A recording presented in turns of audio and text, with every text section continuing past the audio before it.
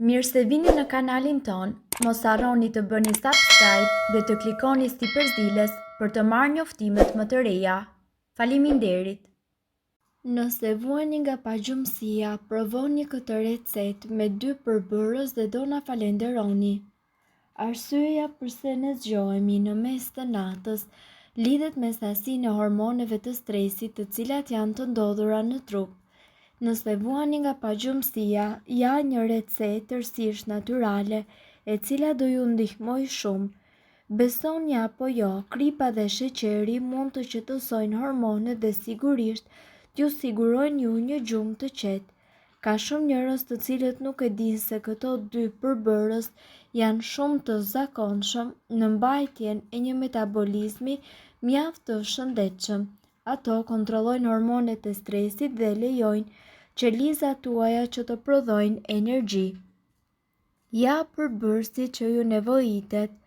Ju duhen 5 lugë sheqer organik, 1 lugë gjelle sheqer i parafinuar, 2 lugë çaj krip deti. Vendoseni përzierjen në një enë të cilën duhet ta mbyllni mirë dhe përzjeni. Mbajeni afër krevatit dhe mund ta konsumoni kur keni pagjumësi gjatë natës. Sasia e rekomanduar është 1 lugë e vogël kafeje nga kjo përzierje, të mbahet në gojë derisa të tretet për të shpërndar më tej në gjak. Personat të cilët dëshmojnë se kanë bërë këtë recetë kanë patur një gjumë më të qetë. Stresi i përditshëm ka ndikim në orët dhe në cilësinë e gjumit. Nga ana tjetër, pagjumësia mundet që të shkaktojë probleme serioze në shëndet. Ndaj, orët e pushimit të natës duhet të kthehen në prioritet për çdo që ka orë të lodhshme pune. Ata të cilët kanë probleme me pagjumësinë mund të provojnë çajin me banane të zjera. Bananet së bashku me lëkurat e tyre janë të larta në magnez dhe në kalium.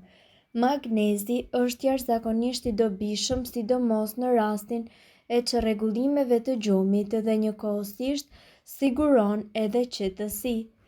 Prandaj ju duhet të siguroni që të përdorni 100% banane organike, të cilat janë të pastra nga të gjitha kimikatet dhe njëkohësisht pesticidet.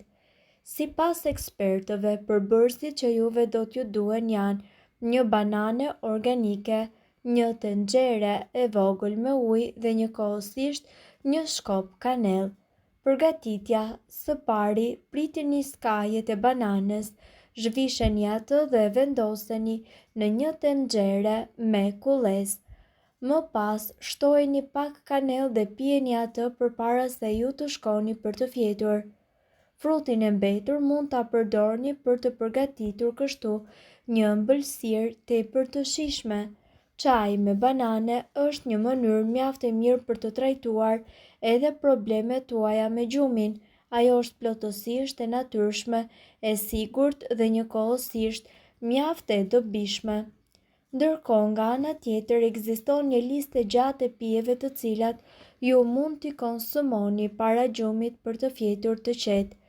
Gjumi cilësor është një nga gjërat më të rëndësishme për shëndetin ton. Gjumi i mirë gjatë natës është po aq i rëndësishëm sa ne të ushqehemi shëndetshëm. Fatkeqësisht, shumë njerëz luftojnë me mungesën e gjumit, por edhe me pagjumësinë.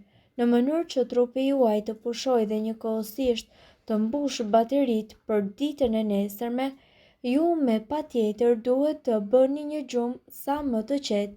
Ndërkohë, në mënyrë që trupi juaj të pushojë dhe të mbushë bateritë e tij për ditën e nesërme, i nevojiten mesatarisht 7 deri në 8 orë gjumë të patrazuar. Ndërkohë, ajo që ju pini para gjumit mundet që të ketë një efekt dhe një ndikim nëse ju do të jeni në gjendje të bini në gjumë dhe njëkohësisht rekomandohen disa pije për t'ju ndihmuar të bini në gjumë sapo të vendosni kokën në jastëk. Pija e parë dhe e disponueshme për të gjithë është padyshim uji. Shumë njerëz mbajnë një shishe me ujë pranë shtratit të tyre dhe kjo nuk është pa arsye. Uji nuk ka sheqer, shuan etjen dhe njëkohësisht nuk përmban kalori. rekomandohet që të konsumoni më shumë gjatë ditës në mënyrë që të mos zgjoheni duke shkuar në tualetë në mbrëmje. Çaji bimor. Çaji bimor para gjumit do të ketë një efekt qetësues në trup. Veçanërisht rekomandohet çaji borzilokut i cili ul nivelin e stresit të kortizolit. Kamomili, çaji valerian dhe nenexhiku gjithashtu janë të përshtatshëm për një gjumë sa më të qetë, relaksim dhe lehtësim stresi. Qumshti i ngrohtë para gjumit është jashtëzakonisht efektiv, edhe pse kjo nuk është një pije e preferuar për shumë njerëz për të ulur shijen e laktozës, ju mund të përzieni në të një lugë çaji mjalt, karafil, kanellë dhe gjithashtu shafran të Indis, i cili ka një efekt anti-inflamator. Lëng qershie. Lëngu i qershisë pa sheqer ndihmon njerëzit të cilët vuajnë nga pagjumësia.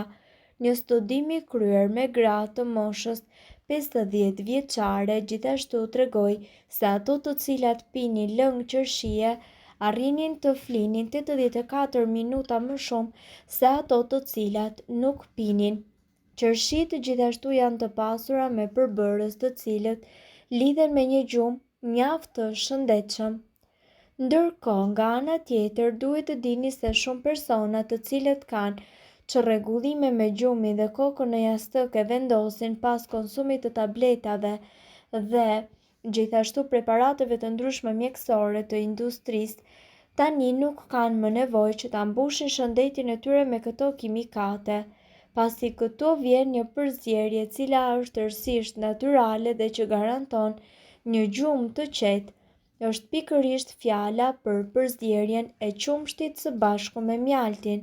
Pagjumësia mundet që të shërohet përmes rrugëve natyrale pa përdorur as edhe një lloj tablete.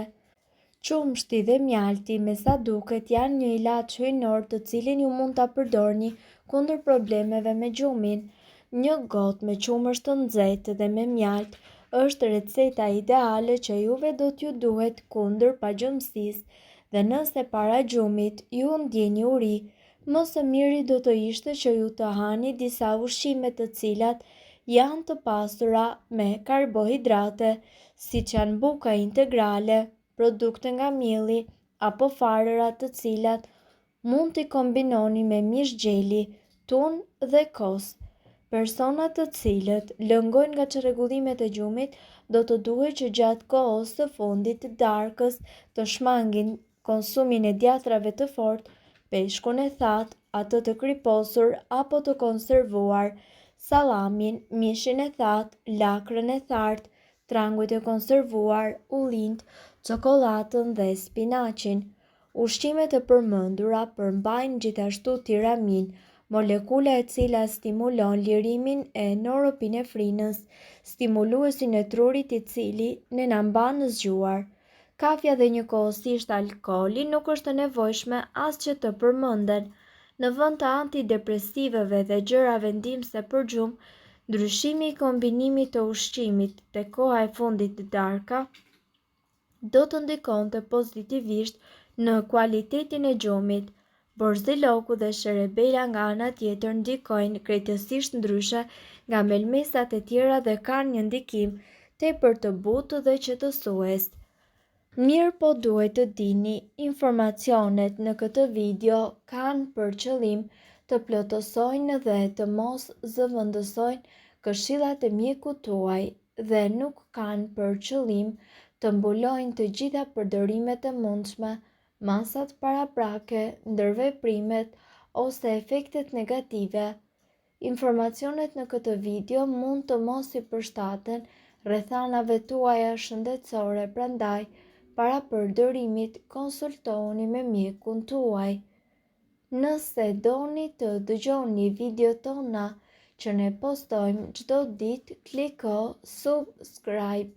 Ju ftojmë gjithashtu të bëni like në video tona nëse i keni dëgjuar dhe pëlqyer ato.